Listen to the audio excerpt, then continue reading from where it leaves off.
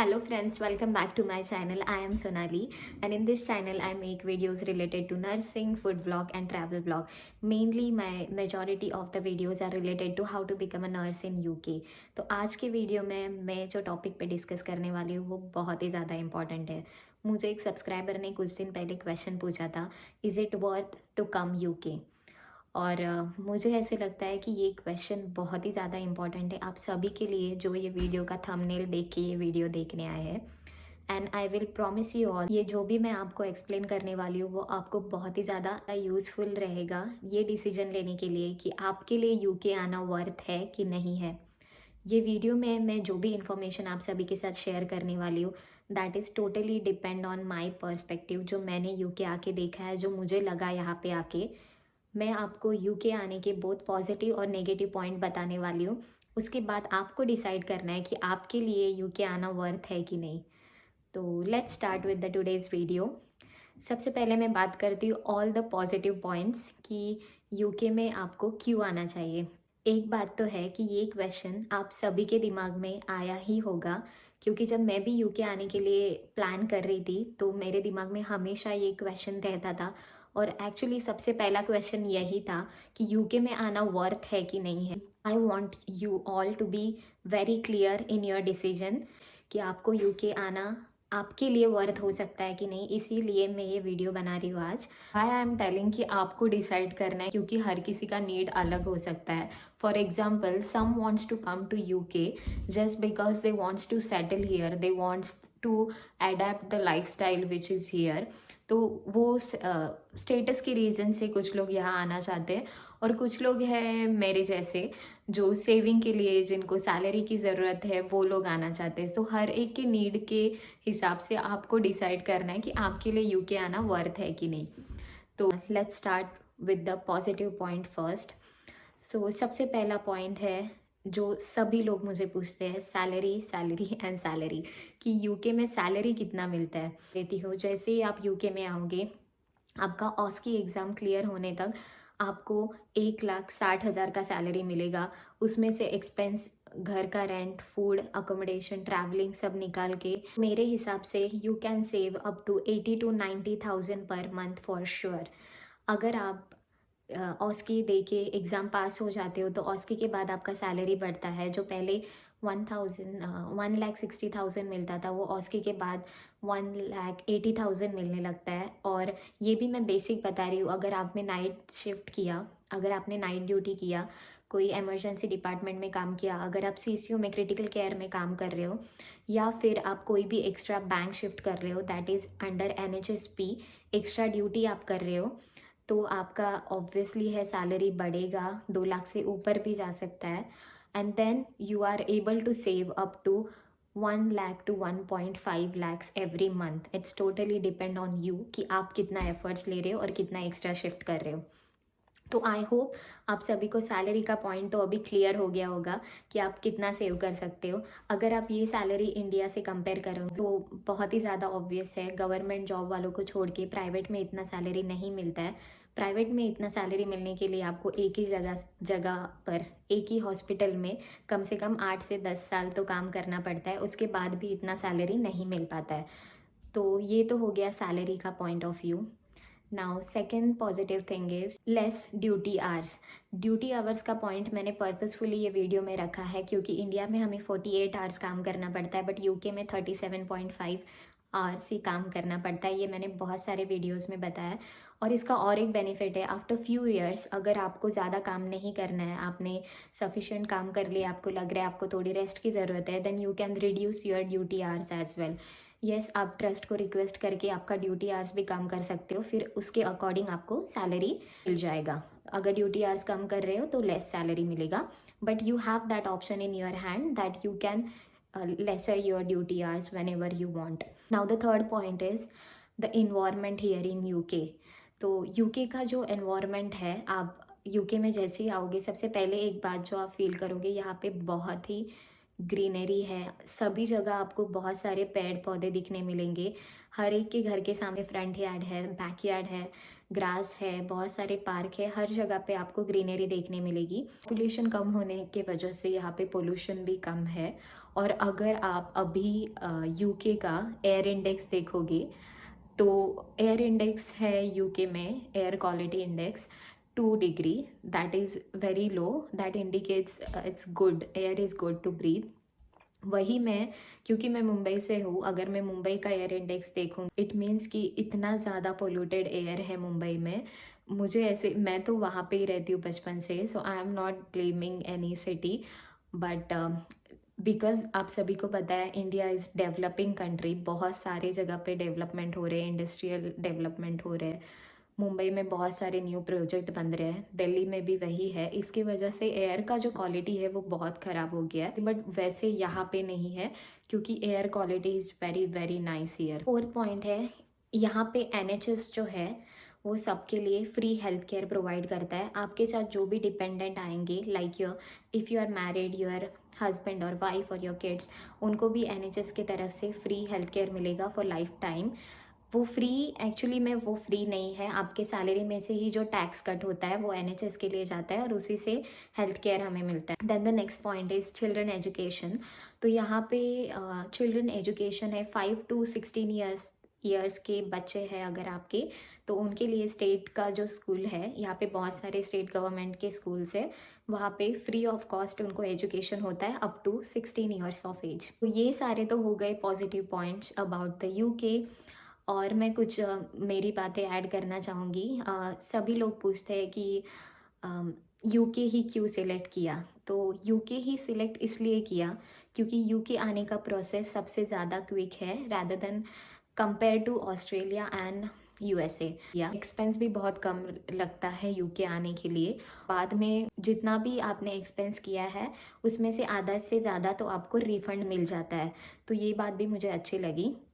Then अगर आप मुझे पूछोगे पर्सनली कि मैं यूके में क्यों I come to UK because of the salary point of view.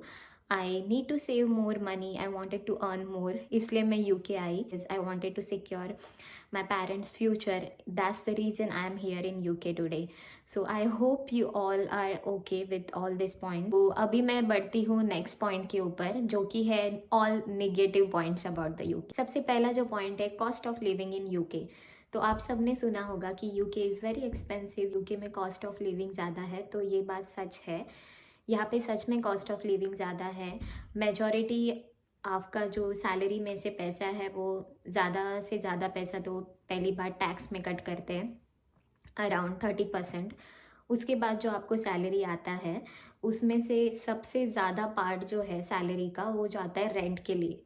अगर यूके में आपका कोई रिलेटिव रह रहा है और वो आपको रहने दे रहे हैं उनके घर में, तो आपके लिए बहुत अच्छी बात है, then you can earn really good amount. But अगर आप भी मेरे जैसे हो जिनका यूके में कोई भी नहीं है, कोई भी रिलेटिव नहीं है, कोई भी फ्रेंड नहीं है, और जो आपको अकोमोडेट कर सके, तो आपको भी यहाँ पे आके खुद से एक अपार्टमेंट या फिर छोटा घर रेंट करना पड़ेगा। और उसके लिए मिनिमम रेट स्टार्ट होता है 300 पाउंड से लेके मैक्सिमम, आप पूछो ही मत, जितना आप लोगे आपके ज़रूरत के हिसाब से उतना रेंट है यहाँ पे। मिनिमम 300 है, दैट टू एक्सक्लूडिंग बिल्स, मतलब 300 अगर आप रेंट पे कर रहे हो तो आपको water bill, electricity bill, council tax, ये सब सेपरेट पे करना पड़ेगा, गैस बिल एज वेल। यहाँ पे जो ग्रॉसरी है उसका प्राइजेस भी बहुत ज़्यादा है। अगर आपने ग्रॉसरी का वीडियो नहीं देखा है तो मैं लिंक यहाँ पे आई बटन में अटैच कर रही हूँ, आप आई बटन पे क्लिक करके देख सकते हैं कि जो रूटीन की चीज़ें हैं जो हमें डे टू डे लाइफ में लगती है, जैसे कि वेजिटेबल ऑयल, दाल चावल, उसका यूके में क्या रेट है, आप ये आई बटन पे क्लिक करके आप देख सकते हो। फिर बात आती है ट्रांसपोर्टेशन की। तो यूके में ट्रांसपोर्टेशन बहुत ही ज़्यादा एक्सपेंसिव है। अगर मैं आपको एक एग्जांपल से बताऊँ तो मेरा घर से मेरे हॉस्पिटल तक का डिस्टेंस है वॉकिंग 20 मिनट्स, तो बस में मुझे जाने में हार्डली 4 to 5 मिनट्स लगते हैं। लेकिन बस से अगर मैं जाऊँगी तो बस मुझे चार्ज करेगा 2.8 पाउंड्स सिर्फ जाने के लिए, और आते वक्त वापस मुझे 2.8 पाउंड देना पड़ेगा, मतलब 280 रुपया जाने का और 280 वापस आने का। ये एग्जाम्पल से आप समझ जाइए कि यहाँ पे ट्रांसपोर्टेशन कितना महंगा है। अगर वही बस के जगह मैं उबर या ओला बुक कर रही हूँ, इन केस ऑफ एमरजेंसी मुझे लेट हो गया, तो यही 5 मिनट के डिस्टेंस के लिए मुझे पे करना पड़ता है अराउंड 5 to 6 पाउंड। जो कि है 500 to 600 rupees just to go. तो आप फिर डिसाइड कीजिए कि यहाँ पे ट्रांसपोर्टेशन कितना महंगा है। तो बढ़ते हैं नेक्स्ट नेगेटिव पॉइंट की तरफ, that is NHS crisis. Yes, तो ये पॉइंट मुझे लगता है बहुत ही ज़्यादा इम्पॉर्टेंट है, क्योंकि इसमें मैं मेरा खुद का पर्सनल एक्सपीरियंस शेयर कर रही हूँ आप सभी के साथ। दिसंबर के सेकेंड वीक में मुझे सडनली स्टमक पेन स्टार्ट हो गया था and I was started taking paracetamol, but मुझे उससे रिलीफ नहीं आ रहा था। उसके बाद मैंने बस्कोपैन भी ट्राई किया, बट फिर भी मुझे रिलीफ नहीं आ रहा था। After 1 week of persistent stomach pain मैंने डॉक्टर को दिखाया। जीपी का अपॉइंटमेंट बुक करने के लिए बहुत वेट करना पड़ता है, और उतना वेट करने के बाद भी आपको अपॉइंटमेंट मिलेगा कि नहीं वो कंफर्म नहीं है। तो बहुत ही ज़्यादा रश रहता है यहाँ पे भी। अपॉइंटमेंट बुक करने के लिए आप एक तो कॉल कर सकते हैं, नहीं तो आपको इंडिविजुअली वहाँ पे जाके अपॉइंटमेंट बुक करना पड़ता है। अगर स्लॉट अवेलेबल मिलेगा तो आपको वो दिन मिल जाएगा, नहीं तो कभी कभी ऑनलाइन अपॉइंटमेंट मिलता है आपको, और एल्स नेक्स्ट डे तक आपको रुकना पड़ेगा। जीपी अपॉइंटमेंट मिलने के बाद मैंने डॉक्टर को दिखाया। उन्होंने मुझे सिर्फ बस्कोपैन दिया और कुछ भी नहीं। फिर भी मुझे 1 वीक तक अगेन स्टमक पेन कंटिन्यू हो रहा था and I was very worried about that. उसके बाद मैंने अगेन जीपी का अपॉइंटमेंट बुक करके ऑनलाइन कंसल्टेशन मिला मुझे। तभी उन्होंने मुझे बताया कि I need to do some bloods and sonography. Bloods तो मैं नर्स होने की वजह से मैंने डिपार्टमेंट से ब्लड कलेक्ट करके सेंड कर दिया टेस्टिंग के लिए, बट सोनोग्राफी के लिए मुझे डेट मिला फेब्रुअरी का, and that to the date was not confirm. मतलब आप सोचिए, आपका पेट दर्द हो रहा है दिसंबर में और आपको सोनोग्राफी के लिए डेट मिल रहा है फेब्रुअरी में। Is it fair? ये ज़रा भी फेयर नहीं है। उसके यही मेरा एक्सपीरियंस है। मुझे ऐसे लगता है एनएचएस पे इतना ज़्यादा बर्डन है कि हर किसी को फैसिलिटीज़ टाइम पे नहीं मिल पा रहे हैं। So that I feel negative point कि अगर आप यूके में आ रहे हो काम करने के लिए, यहाँ पे बीमार मत होना प्लीज़, क्योंकि फिर बहुत चक्कर लगाने पड़ते हैं और जल्दी ट्रीटमेंट नहीं मिलता है। It's not like India at all. तो ये मेरा एक बैड एक्सपीरियंस है, जो कि मुझे लगा आप सभी के साथ शेयर करना बहुत ज़्यादा इंपॉर्टेंट है। आपको भी पता होना चाहिए कि एनएचएस में कैसे काम चलता है। It is same like government hospital in India, but मुझे तो लगता है कि एक बार गवर्नमेंट हॉस्पिटल में इंडिया में काम हो जाएगा, बट यहाँ पे काम होने के लिए बहुत ज़्यादा लेट हो रहा है। पॉइंट है यहाँ का वेदर। तो यहाँ पे मैंने बोला मेजॉरिटी ऑफ द टाइम यहाँ पे ठंडा वेदर रहता है। टेम्परेचर समर्स में भी 10 to 17-15 डिग्री के अंदर रहता है, और विंटर्स में तो माइनस में भी जाता है। समटाइम्स स्नोफॉल भी देखने मिलता है। तो अगर आप ऐसे पर्सन हो जो कोल्ड वेदर में ज़रा भी सर्वाइव नहीं कर सकते, आपको बिल्कुल टॉलरेट नहीं होता है, तो आपको एक बार सोचना चाहिए कि आप यूके में आके काम कर सकते हो कि नहीं। मुझे पता है दो it's not that important for everyone, but किसी किसी के लिए ये पॉइंट बहुत ज़्यादा इंपॉर्टेंट हो सकता है, इसलिए मैंने ये कवर किया। Fourth thing which I consider as a negative is यहाँ पे आने के बाद you may feel very lonely, क्योंकि आप जब भी यूके आते हो, अगर आपके साथ कोई आपके फ्रेंड साथ में आ रहे, कोई बेस्ट फ्रेंड है, देन इट्स ओके कि अगर आपको साथ में सेम हॉस्पिटल मिल गया तो आप सेम अकोमोडेशन शेयर करके एक दूसरे के साथ रह सकते हो and then you can enjoy well. But अगर आप अकेले हो तो आपको होम सिकनेस हो सकता है। देन फैमिली इतने दूर होने की वजह से, और यहाँ का कल्चर जो है, ज़्यादा आपको नेबरिंग देखने नहीं मिलेगा, तो आप you may feel your self alone sometimes.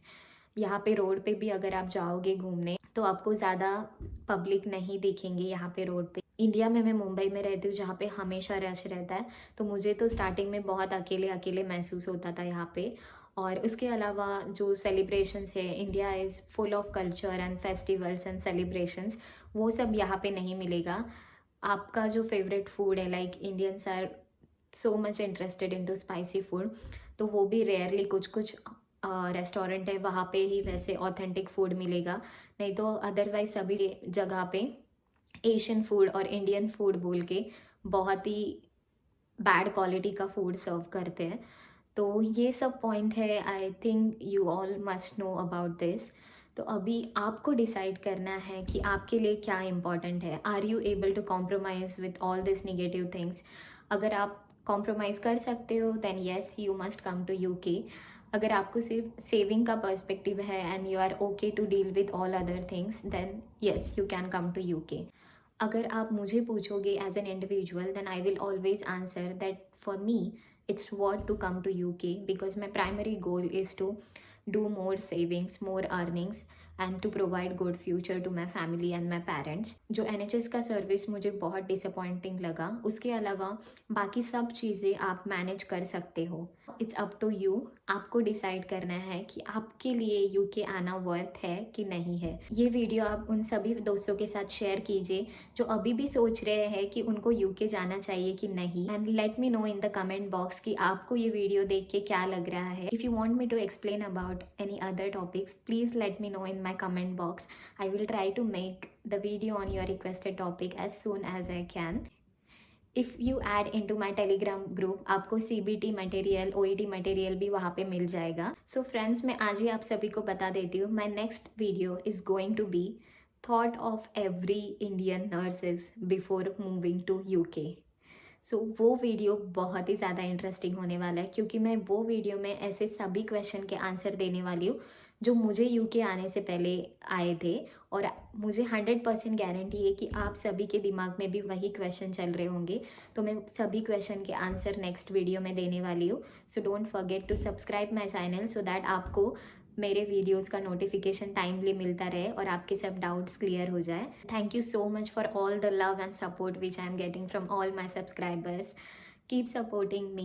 Thank you so much and I will be see you all in the next informative video very soon. Until then, stay happy, stay safe and bye bye.